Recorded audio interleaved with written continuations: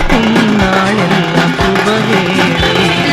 அம்மா நீ தந்த ஜெபமாலை ஜெபிக்கும் நாளெல்லாம் சுபவேளை.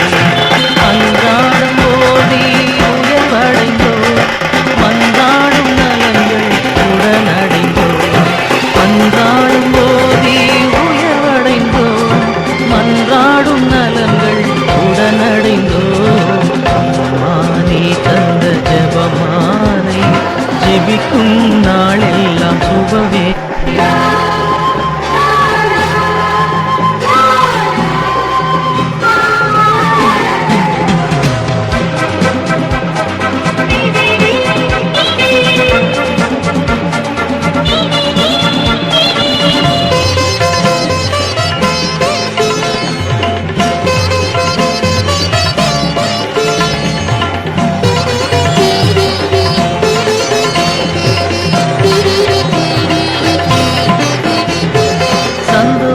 தேவ ரகசியத்தில் தாழ்ச்சியும் பிறர் அன்புமாய் நின்றாய்.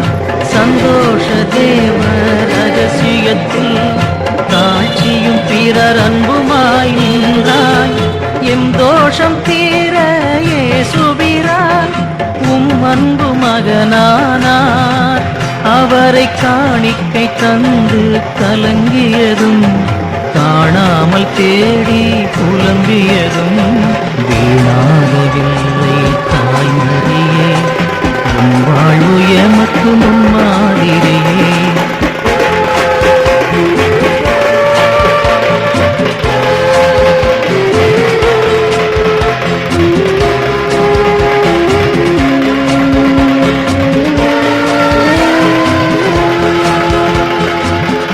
நிறை தேவ ரகசியத்தில் தூயனின் வியாகுலங்கள் கண்டோம். துயர் நிறை தேவ ரகசியத்தில் தூயனின் வியாகுலங்கள் கண்டோம். உயர் வாழ்விழந்த எமக்காக உண்மைந்தன் உயிர் தந்தார். அவரை சாட்டைகளும் கூர்முள் முடியும் வாட்டிய சிலுவை பாடுகளும் சாய்த்திட்ட கோரம் பார்த்தாயம்மா. தாய் நெஞ்சம் நொறுங்கியதாரறிவார்.